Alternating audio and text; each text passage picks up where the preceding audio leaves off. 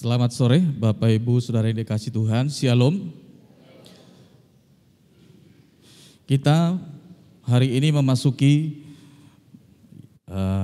bulan November ya, minggu pertama, hari pertama di bulan November.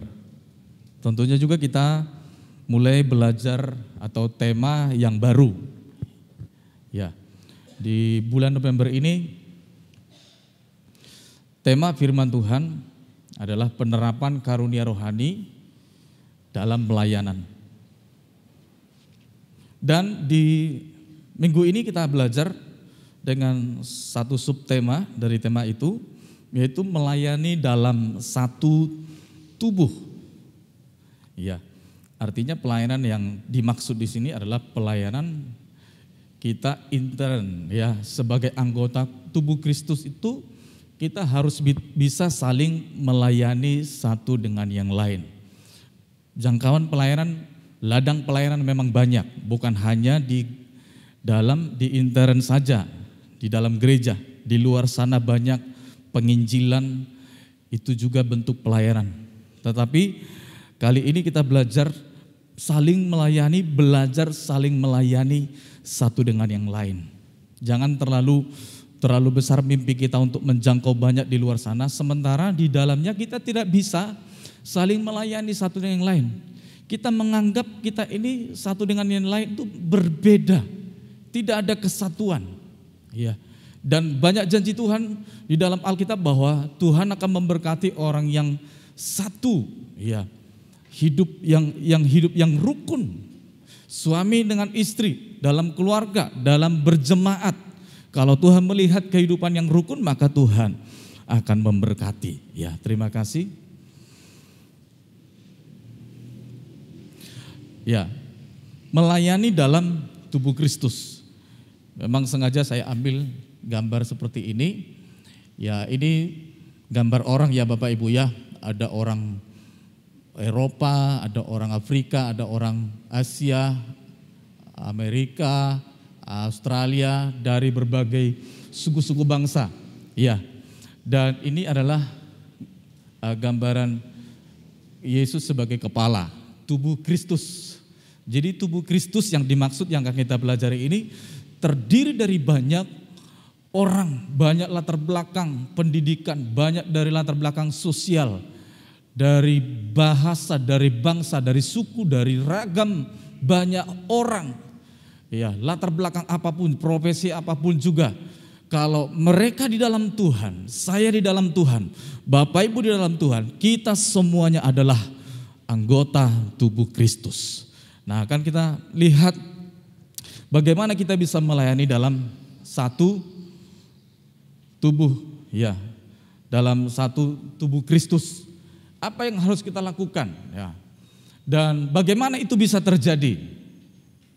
Ya, kita akan belajar sama-sama dari firman Tuhan dari 1 Korintus pasal 12 mulai dari ayat 12 sampai ayat 28. Ini nanti yang akan kita pelajari bersama-sama. Hal yang pertama, sebagai anggota tubuh Kristus, kita ini punya satu tujuan. Bapak Ibu, kita punya satu tujuan. Iya. Satu dengan yang lain kita punya satu tujuan. Saya akan bacakan mulai dari ayat 12 sampai ayat 18. 1 Korintus pasal 12 ayat 12 sampai ayat 18. Judulnya, banyak anggota tetapi satu tubuh. Karena sama seperti tubuh itu satu dan anggota-anggotanya banyak. Dan segala anggota itu sekalipun banyak merupakan satu tubuh, demikian pula Kristus. Sebab dalam satu roh kita semuanya, baik orang Yahudi maupun orang Yunani, baik budak maupun orang merdeka, telah dibaptis menjadi satu tubuh, dan kita semua diberi minum dari satu roh. Karena tubuh juga tidak terdiri dari satu anggota, tetapi atas banyak anggota. Andai kata kaki berkata, karena aku bukan tangan, aku tidak termasuk tubuh. Jadi benarkah ia tidak termasuk tubuh? Dan andai kata telinga berkata, karena aku bukan mata, aku tidak termasuk tubuh. Jadi benarkah ia tidak termasuk tubuh? Andai kata tubuh seluruhnya adalah mata, di manakah pendengaran? Andai kata seluruhnya adalah telinga, di manakah penciuman? Tetapi Allah telah memberikan kepada anggota masing-masing secara khusus suatu tempat pada tubuh seperti yang dikehendakinya. Nah, ini akan kita kata kunci dari poin yang pertama ini berasal dari ini. Tuhan memberikan karunia yang bermacam-macam kepada kita. Bukan hanya satu, bukan hanya 9. Lebih daripada 28 karunia rohani dalam Alkitab, ya, diberikan kepada seluruh jemaat Tuhan.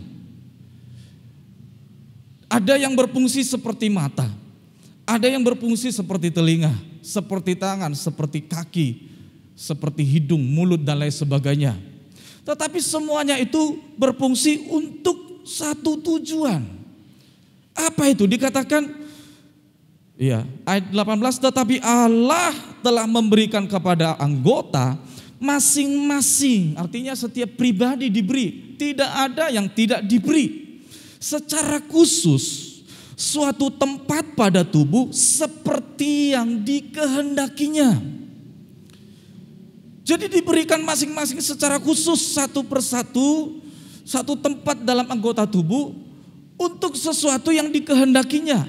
Saya melihat dalam bahasa Yunaninya, ya, seperti yang dikehendakinya itu dari kata etelesen, ya. Jadi kalau Bapak Ibu dengar bahasa Yunani ini jangan tidak perlu bingung. Saya hanya menjelaskan bahwa ada arti yang lebih jelas dibalik daripada terjemahan bahasa Indonesianya. Ya, masalahnya Tuhan Yesus dulu bicara bukan pakai bahasa Indonesia. Alkitab kita ini aslinya bukan ditulis dalam bahasa Indonesia, ya, tapi bahasa Yunani, ya. Nah, dikatakan kata etelesen itu, ya, artinya berfungsi sebagaimana mestinya. Jadi misalnya begini, kalau kita diberikan posisi kita seperti mata, berfungsilah sebagaimana mata adanya, sebagaimana adanya mata.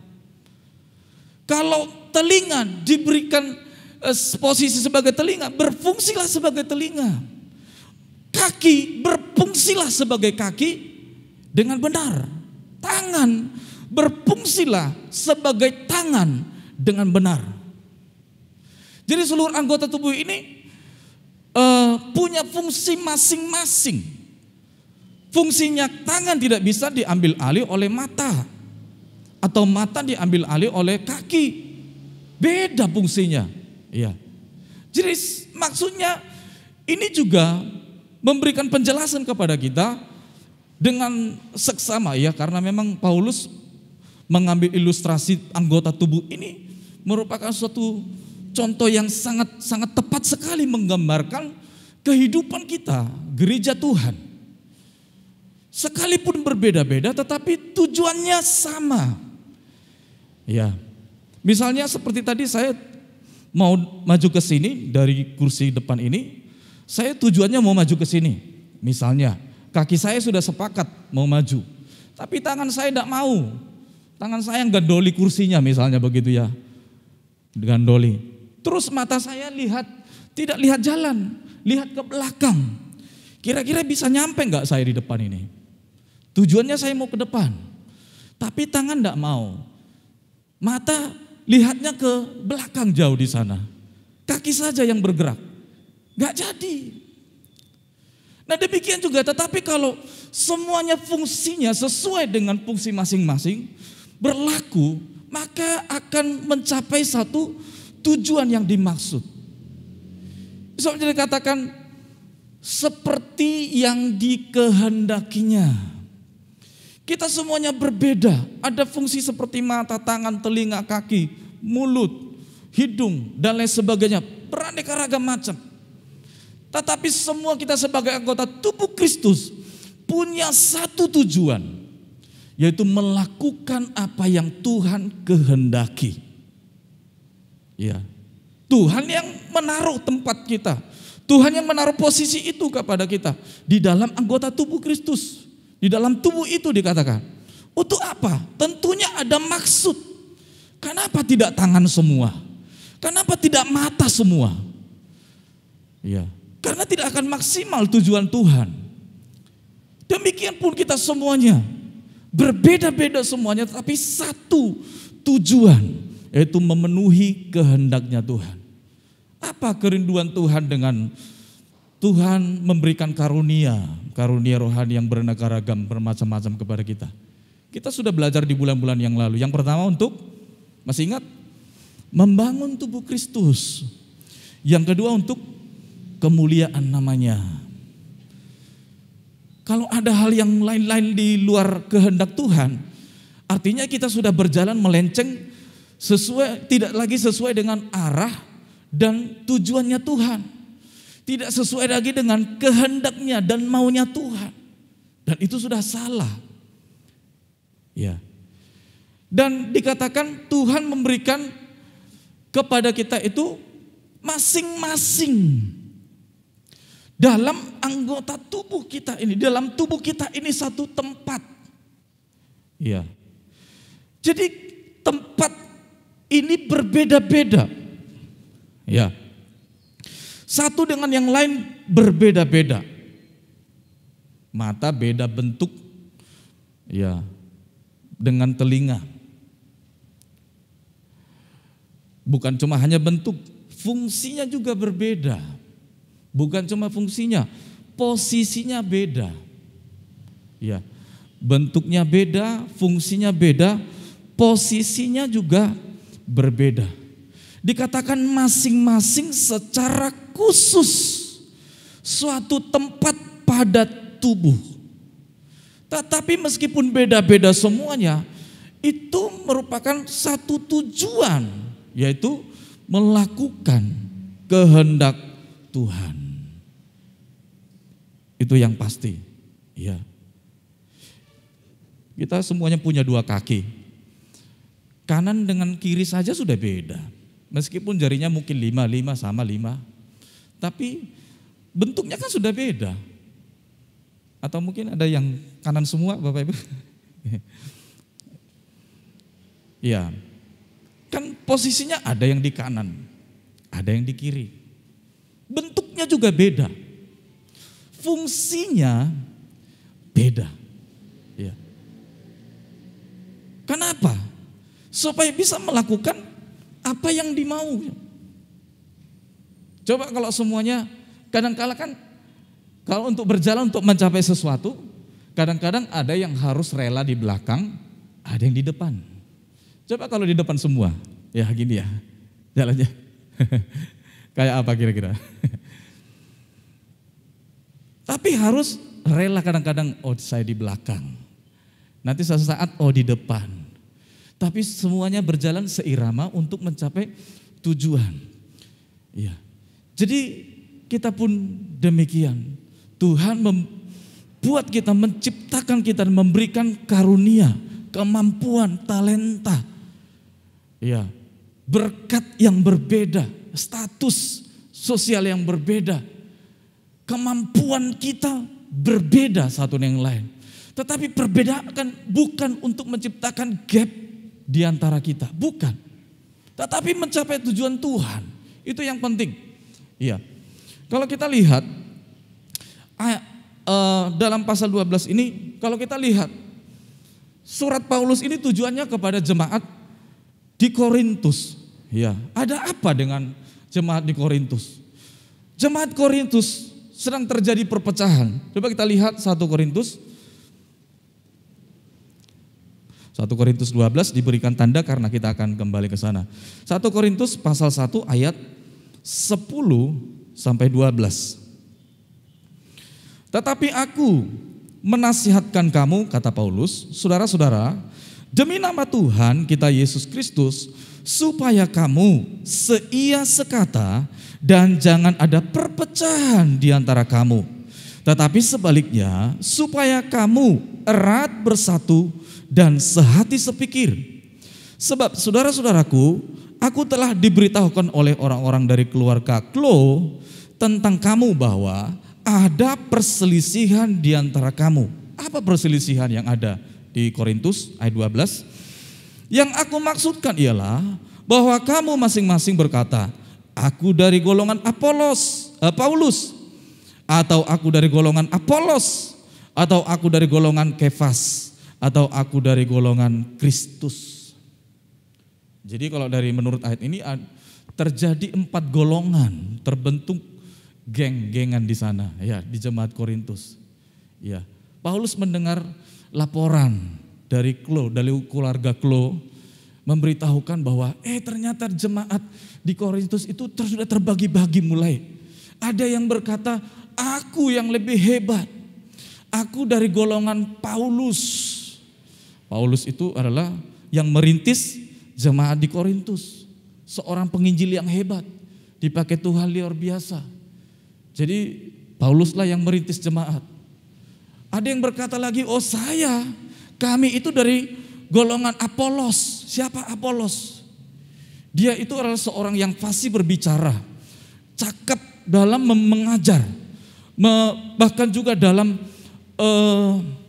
bersoal jawab dengan para orang-orang cerdas, dengan siapapun juga dia cakap. Dia pintar, jebolan sekolah teologi dari Alexandria, dari Mesir. Dan pada zaman itu adalah sekolah teologi yang cukup terkenal ya pada zaman Tuhan Yesus, pada zamannya Paulus. Jadi dia jebolan dari sana, dia terkenal seorang yang memang pengkhotbah, yang fasih berbicara, ya, dan cakap mengajar. Itu Apolos. Jadi sebabnya ada beberapa orang yang bangga kalau disebut pengikut Apolos. Ada yang lain berkata, saya dari Kefas, golongan Kefas atau Petrus. Dia seorang rasul. Ya, dia dipakai Tuhan luar biasa. Banyak tanda-tanda ajaib, mujizat bisa terjadi. Kami lebih hebat. Kami golongan Kefas. Tapi ada lagi yang mungkin ambil jalan tengah. Kami dari golongan Kristus. Mungkin merasa lebih aman. Tetapi tetap karena membentuk gap atau golongan-golongan, itu sudah sebuah perpecahan. Dan perpecahan yang kedua adalah terjadinya kesombongan rohani di Korintus. Itu sebabnya dalam pasal 12 muncul penjelasan tentang karunia rohani. Kenapa? Karena jemaat di Korintus beranggapan bahwa saya itu lebih hebat. Saya diberikan karunia bernubuat sementara kamu tidak. Saya lebih hebat, saya bisa melakukan mujizat sementara kamu tidak. Saya punya karunia iman, kamu tidak. Saya bisa berbahasa roh, kamu tidak. Jadi ada kesombongan, muncul kesombongan rohani dalam tanda kutip. Saya sebut di sini kesombongan rohani. Karena merasa yang memiliki karunia yang lebih unggul, lebih hebat, dikatakan merasa dirinya lebih penting daripada yang satu dengan yang lain. Itu yang menjadikan gereja yang ada di Korintus terpecah-pecah, terbagi-bagi, terbentuk golongan-golongan satu dengan yang lain. Jangan sampai terjadi di gereja kita. Ya. Tapi memang dari zamannya dulu banyak gereja terpecah-pecah karena salah satunya juga hal-hal yang munculnya pengajaran-pengajaran seperti ini. Ya. Atau bahkan juga karena menganggap mendewakan sebuah tokoh tertentu. Karena dianggap tokoh ini dipakai Tuhan luar biasa, maka mereka jadi jemaatnya. Tokohnya mati, buyar semuanya. Itu salah satu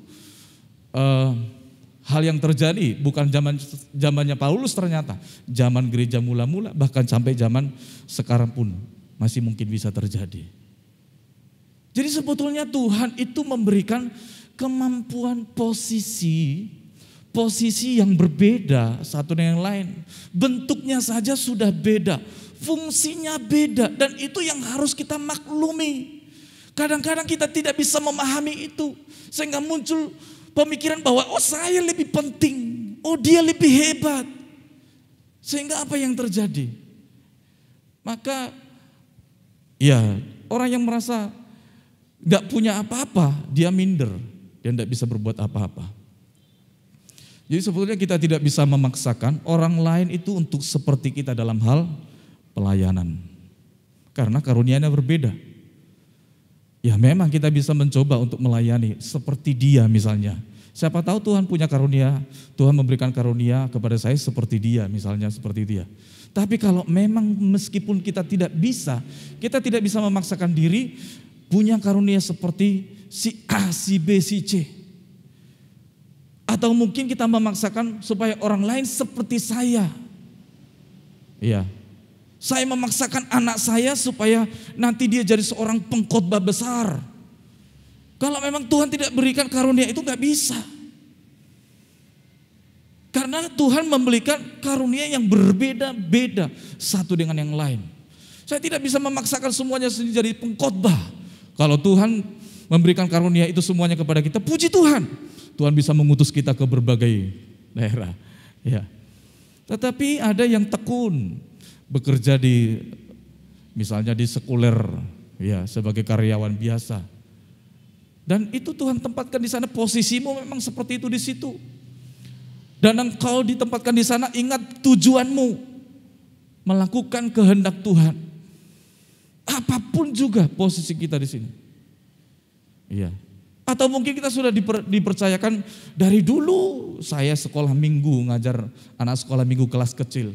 Sudah 10 tahun saya tetap ngajar sekolah minggu kelas kecil. Kapan saya maju-maju ya? Kalau memang Tuhan memberikan kemampuan khusus di sana kepada kita, posisinya di sana, kemampuannya di sana berfungsi maksimal. Kita berdiri saja anak sekolah minggu diberkati luar biasa, belum ngomong misalnya begitu ya. Artinya dia diurapi, dipakai Tuhan. Tapi kalau berdiri di depan jemaat umum tidak bisa. Memang karunia-Nya di sana.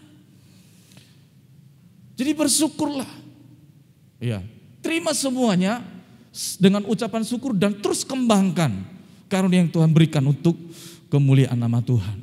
Apapun juga posisi kita berbeda Bapak Ibu, satu dengan yang lain. Iya.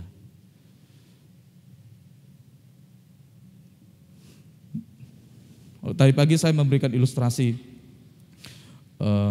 perahu dayung. Sama halnya juga dengan pertandingan sepak bola. Dalam pertandingan sepak bola, satu tim terdiri dari 11 orang.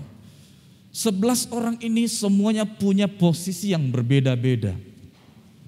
Ya, ada yang jadi striker, ada yang jadi sayap, ada yang jadi kapten, ada yang jadi back, ada yang jadi kiper. Itu beda-beda, posisinya beda, fungsinya beda. Coba jadi penyerang semuanya, apa yang terjadi? Ya mungkin golnya sekali, habis itu kegolan 5 kali, 7 kali, bisa saja. Atau mungkin kiper semua berdiri di gawang semuanya. Ya. Tapi semuanya berbeda posisi, berbeda bentuk, berbeda fungsi. Satu tujuan untuk golkan sebagai pemenang. Nah kalau menang, yang merasakan kemenangan siapa? Apakah hanya penjaga gawang? Tidak, semuanya. Kita juga semuanya demikian. Sebagai anggota tubuh Kristus diberikan kemampuan masing-masing secara khusus menurut kehendak Tuhan dalam hidup kita. Berfungsilah dengan maksimal seperti apa yang Tuhan kehendaki melalui kita. Ingat tadi kata tadi, ya. Berfungsi sebagaimana mestinya. Jangan mengambil alih fungsi yang Tuhan tidak berikan kepada kita. Iya. Karena itu berbeda. Ya,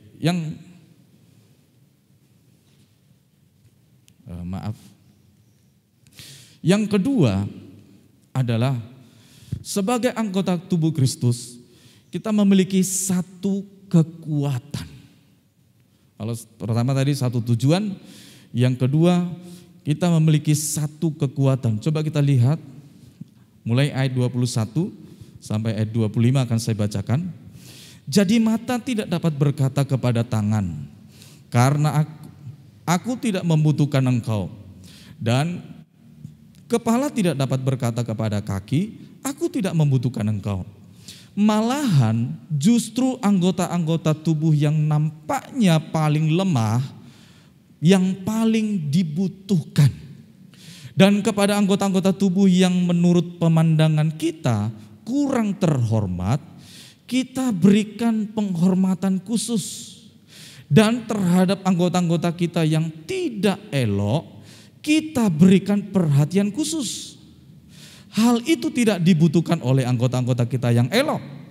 Allah telah menyusun tubuh kita begitu rupa sehingga kepada anggota-anggota yang tidak mulia diberikan penghormatan khusus. Coba Bapak Ibu perhatikan mulai dari ayat 23 tadi sampai 24 itu ternyata ada anggota-anggota tubuh itu yang lemah. Ya, dalam ayat 22 dikatakan nampaknya paling lemah. Ya. Yang ayat 23 yang ada yang kurang terhormat. Ayat 23 bagian B, ada yang tidak elok.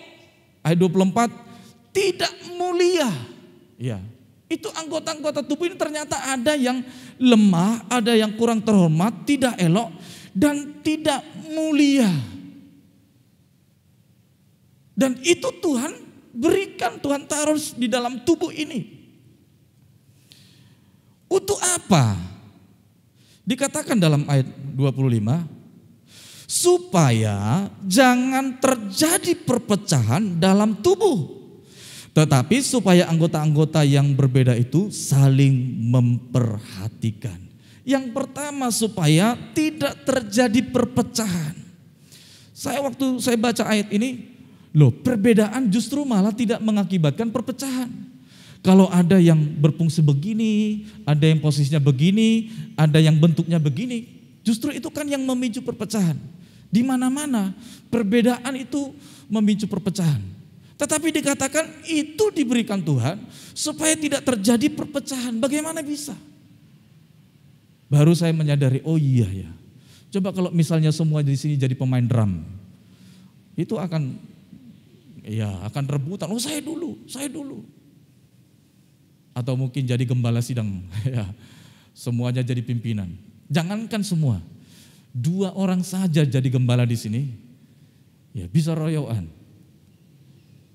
Ya, supir itu harus 1. Kalau lebih dari 1, nggak mungkin. Ya, jadi akan terjadi perpecahan. Kebanyakan bisa seperti itu. Jadi kalau bekerja, berbuat, melakukan semuanya sesuai dengan fungsi, bentuk, dan posisinya, maka semuanya akan berjalan menurut kehendak Tuhan. Ya. Jari kita ini ada 5, 1 tangan itu ada 5 ya. Ini jari 5 ini saja bentuknya beda Bapak Ibu. Bentuknya jari jempol beda dengan kelingking. Ya. Telunjuk, jari tengah, jari manis. Beda-beda semuanya. Atau ada jempolnya yang jempol semua. Ya, pasti beda-beda kan ya. Bentuknya beda, posisinya beda, fungsinya juga beda-beda. Tetapi kalau bagaimana misalnya semua saling membanggakan diri. Oh, saya lebih hebat. Si jempol berkata, saya lebih hebat. Makanya kalau ada sesuatu yang dibanggakan, dikagumi, langsung dikasih jempol, tandanya hebat. Kan saya paling hebat. Si telunjuk datang berkata, oh tidak, saya paling hebat. Karena saya dipakai Tuanku selalu untuk memerintah. Hei kamu, jadi saya lebih hebat, saya bos, memerintah. Oh, jari tengah berkata, oh tidak, saya lebih hebat, lihat bentuknya. Saya lebih tinggi dari kalian semua. Kan saya lebih hebat. Jari manis berkata, oh tidak. Kalau ada cincin yang dikasih ditaruh di saya, kalian tidak dapat. Artinya saya lebih istimewa dari kalian semua. Saya lebih hebat.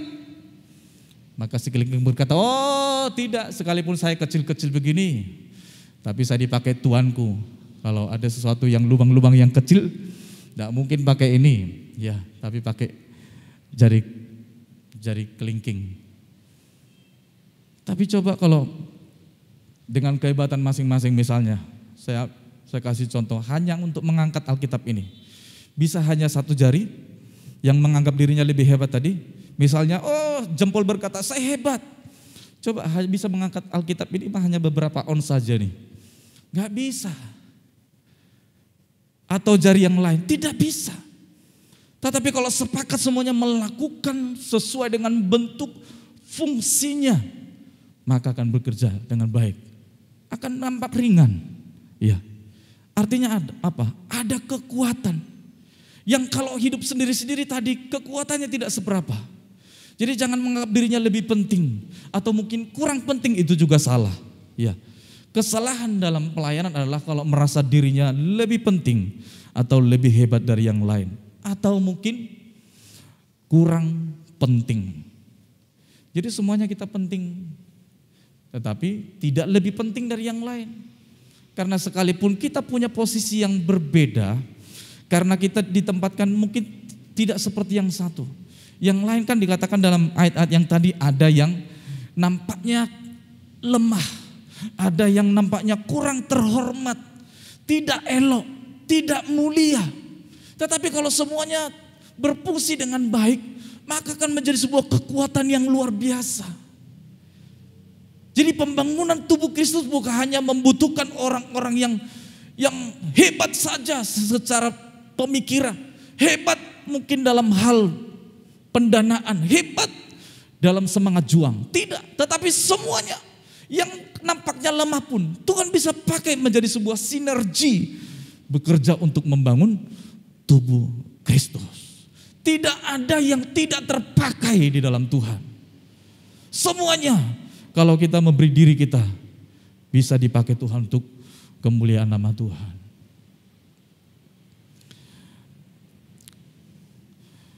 Yang ketiga, sebagai anggota tubuh Kristus, kita memiliki satu kemuliaan.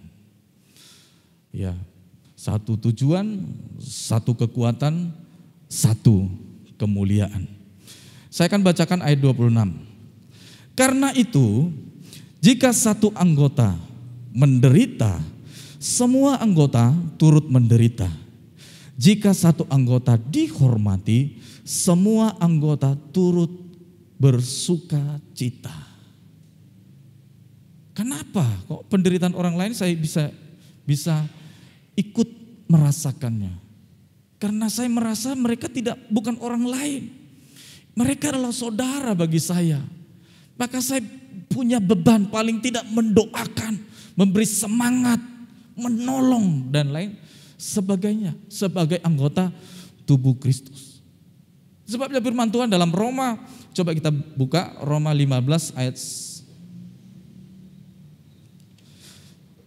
ya. Roma 15 ayat 1.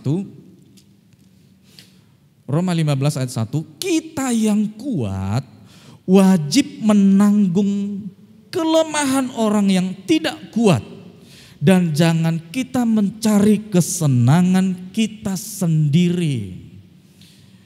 Kita yang kuat dalam hal apa? Dalam banyak hal. Mungkin dalam hal keuangan, kuat dalam hal kerohanian, kuat dalam posisi, kuat dalam pengetahuan dan lain sebagainya. Nah, tanggung jawab kita lah wajib dikatakan menanggung kelemahan orang lain. Garis bawahi kata wajib. Wajib artinya harus. Kalau nggak ada kata wajib mungkin, oh ya sudah nggak apa-apa. Tapi ini ada kata wajib, wajib hukumnya.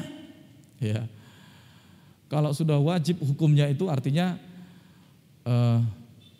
bukan sunnah ya. Sunnah itu dilakukan baik, tidak dilakukan tidak apa-apa. Tetapi ini dikatakan bukan itu, wajib hukumnya. Kalau dilakukan artinya kalau tidak dilakukan bisa dosa. Dan kalau dilakukan itu mendatangkan berkat. Nah, itu tanggung jawab siapa? Kita. Bukan Kalau ada orang kesusahan di antara kita, satu yang lain, yang paling memperhatikan seharusnya siapa? Bukan gereja sana, bukan gereja yang denominasi yang lain, tidak. Kita semuanya sebagai anggota tubuh Kristus yang lebih berdekatan satu dengan yang lain. Kalau tidak, kehidupan kita tidak akan menjadi kesaksian di mata orang yang tidak mengenal Allah. Ya.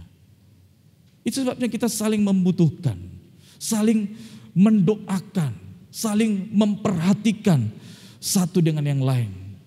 Jangan kalau ada yang jatuh misalnya, kita tepuk tangan, kita bersukacita. Waduh, ini bukan cuma hanya tidak turut ikut merasakan penderitaan atau kesedihan orang lain, tetapi sudah bertentangan. Ya, ini anggota ikut masuk anggota tubuh Kristus atau tidak? Pertanyaannya seharusnya begitu. Iya, tetapi paling tidak kita bisa mendoakan, turut ikut mengambil bagian apa yang bisa aku lakukan. Karena kemuliaan yang satu juga menjadi kemuliaan kita sebagai anggota tubuh Kristus. Tuhan Yesus pada waktu masa pelayanannya, dia banyak melakukan mujizat, ya, banyak menyembuhkan orang sakit, orang mati dibangkitkan, ya, orang 5.000 orang makan dengan 5 roti dan 2 ikan, hebat. Pada masa-masa kejayaan Tuhan Yesus, saya berpikir paling banyak orang yang bangga kalau disebut pengikut Yesus, bangga jadi murid Yesus, senang, bangga. Kenapa? Waduh, Yesus itu seorang yang luar biasa, penuh karunia, ya, terkenal, populer di mana-mana, hebat. Yesus terkenal, otomatis pengikutnya juga terkenal, bangga kan? Tetapi lihat pada waktu Tuhan Yesus ditangkap di Taman Getsemani, dia menderita. Para pengikutnya dikatakan lari semuanya meninggalkan dia. Tidak ada yang berani mendekat. Artinya apa? Hanya ikut merasakan pada waktu kejayaannya, tetapi tidak ikut merasakan pada waktu penderitaan Yesus. Padahal perintah di dalam Alkitab dikatakan apa? Paling banyak dikatakan ikutlah menderita seperti Kristus yang menderita. Paulus berkata kepada Timotius, ikutlah menderita sama seperti aku, seperti Kristus yang sudah menderita kepada gerejanya. Ajakan menderita ternyata ada, tetapi ingat, penderitaan di dalam kekristenan tidak titik ceritanya. Karena di balik penderitaan, kalau kita mengambil bagian di dalamnya, maka kemuliaan Kristus juga menjadi kemuliaan kita. Kemuliaan kita di dalam kerajaan surga kekal selama-lamanya kalau kita satu di dalam Tuhan Yesus. Anggota tubuh kita ini satu aja yang sakit, semuanya ikut merasa sakit. Gigi ini satu yang bolong, sakit, ya, nyut-nyut misalnya begitu ya. Waduh, mata kita ini berkunang-kunang ya. Ya, kepala ikut, waduh, nyut-nyut. Tangan bisa ikut lemes, kaki untuk jalan lemes. Semua anggota tubuh kita merasa sakit semua, padahal sumber sakitnya cuma hanya di gigi. Kenapa bisa? Karena satu anggota tubuh. Nah, seharusnya kita juga demikian. Kita satu bukan hanya dalam kemuliaan, tetapi di dalam penderitaan. Itu sebabnya bagaimana supaya kita satu sepenanggungan di dalam Kristus. Hendaklah kamu yang kuat, dikatakan, memperhatikan mereka dan menanggung kelemahan mereka yang tidak kuat. Ini Rasul Paulus memberikan contoh, ya, ilustrasi melalui kita ini adalah anggota tubuh Kristus. Ini adalah contoh yang sangat tepat sekali. Ya, suatu kali ada, katakanlah, ini saya cerita sebuah konferensi anggota tubuh, ya, sebuah konferensi anggota tubuh. Konferensi itu rapat, ya, rapat kerja misalnya begitu ya, rapat kerja dan saling mengajukan pendapatnya masing-masing. Dan tiba-tiba si kaki berkata, Ternyata di sini sebagai anggota tubuh, saya ternyata yang lebih hebat, lebih penting daripada kalian semua. Coba kalau saya tidak pergi berjalan, dan kita tidak bisa semuanya mencapai tujuan kita, kata kaki. Dan tiba-tiba tangan berkata, tidak. Bagiannya tangan berkata, saya yang lebih hebat. Kalau saya tidak bekerja, saya tidak menulis, saya tidak mau mengambil ini, saya tidak mau mengerjakan ini. Semuanya pekerjaan kita terbengkalai. Kita tidak bisa melakukan apa-apa. Ya. Dan tiba gilirannya si mata berkata, oh tidak, saya yang lebih hebat dari kalian semua. Coba kalau saya tidak mau melihat, apa yang bisa kalian kerjakan? Kemana mau kalian pergi? Semuanya akan sia-sia. Dan tiba-tiba bagiannya mulut berkata, oh tidak, saya yang lebih hebat. Kalau misalnya saya tidak mau makan, bagaimana? Semua kalian akan lemas semuanya. Semua lemas, tidak ada artinya semuanya. Jadi saya lebih hebat. Semuanya merasa diri lebih hebat. Ternyata tiba-tiba ada satu anggota tubuh yang posisinya tidak baik. Bentuknya juga tidak elok. Fungsinya juga sepertinya tidak diperhitungkan. Dia mau bicara di tengah-tengah di antara mereka. Ya. Terus langsung yang lain berkata, oh enggak usah. Kamu enggak penting, enggak usah ngomong dulu. Ya. Maka rapat itu ditutup. Ya, maaf bicara yang saya sebutkan itu adalah anus, ya. Dia mau bicara bahwa dia itu sebetulnya juga penting, tetapi tidak diberikan kesempatan untuk bicara. Tiba-tiba selesai konferensi, maka dia mulai berpikir, semuanya merasa diri hebat, saya tidak dianggap, bicara saja saya tidak diberi kesempatan. Maka dia mulai berpikir dan mengambil tindakan mogok. Ya, mogok apa? Pintu ditutup. Ya, sehingga sekalipun makan semuanya, makan jeroan, makan soto, makan mie ayam, makan mie goreng, nasi goreng semuanya. Sehari mungkin belum terjadi apa-apa. Masih berjalan seperti biasa. Hari kedua sudah mulai berat rasanya. Ya. Mogok hari ketiga, wah mata mulai berkunang-kunang. Ya. Perut sudah mulai mules, tapi pintu tertutup. Ya, tangan sudah mulai lemas. Hari keempat masuk rumah sakit. Ya, sampai di rumah sakit, ya baru diselidiki. Oh ternyata penyebabnya begini, karena ini tidak bekerja dengan maksimal. Maka setelah semuanya tahu bahwa ternyata si Mr. A tadi tidak memfungsikan fungsinya dengan maksimal. Maka mereka semuanya menyatakan permintaan maaf satu persatu. Sehingga pulihlah kembali dan mereka bekerja bersama-sama sebagai satu tim. Ya, ini adalah contoh yang sangat, saya pikir sangat lebih tepat.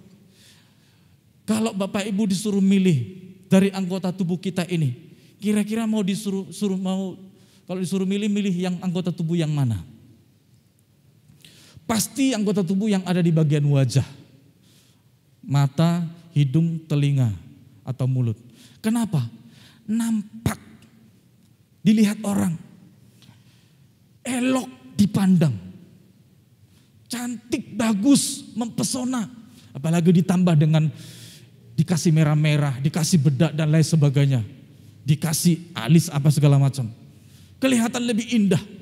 Coba hal yang tersembunyi, aduh gak penting. Tapi kalau misalnya semuanya yang tersembunyi tidak berfungsi dengan maksimal, apa yang bisa dilakukan? Demikian kita sebetulnya sebagai anggota tubuh Kristus. Jangan merasa ada yang tidak penting, ada yang kurang penting, ada yang sangat penting. Semua kita penting di sini. Mungkin sebagai pendoa syafaat, waduh dari 10 tahun yang lalu sampai sekarang pendoa saja. Tidak berubah. Apakah itu tidak penting? Penting. Bapak Ibu datang ke sini semuanya beres, bersih, lantai ini bersih semuanya mengkilap. Siapa yang mengerjakannya? Tidak banyak yang memperhitungkan. Apakah itu tidak penting? Bagi banyak orang lain itu bukan pekerjaan yang penting atau kurang penting lah. Tapi di dalam Tuhan semuanya sama penting. Dan itu satu tujuan untuk melakukan kehendak Tuhan. kita bisa menikmati ibadah dengan nyaman. Ya. Dan lain sebagainya, banyak hal.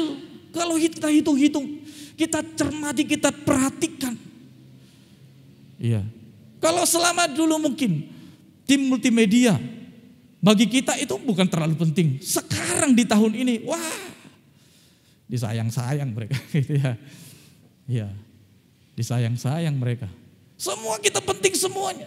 Yang penting Tuhan beri karunia, talenta, kemampuan, mau nggak melakukan? Lakukan semuanya dengan tulus, dengan sungguh-sungguh bagi kemuliaan nama Tuhan.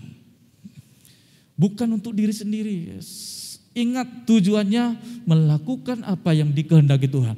Kalau itu di luar kehendak Tuhan, salah. Berhenti, enggak usah pelayanan. Tapi kalau itu kemuliaan nama Tuhan, mari sama-sama bergandengan tangan. Kau sahabatku, kau saudaraku, dan kita memuliakan nama Tuhan bersama-sama supaya tubuh Kristus dibangun dan Tuhan dipermuliakan. Amin. Biarlah firman Tuhan ini bisa memotivasi kita terus bisa bekerja bersama-sama, melayani bersama-sama sebagai anggota tubuh Kristus.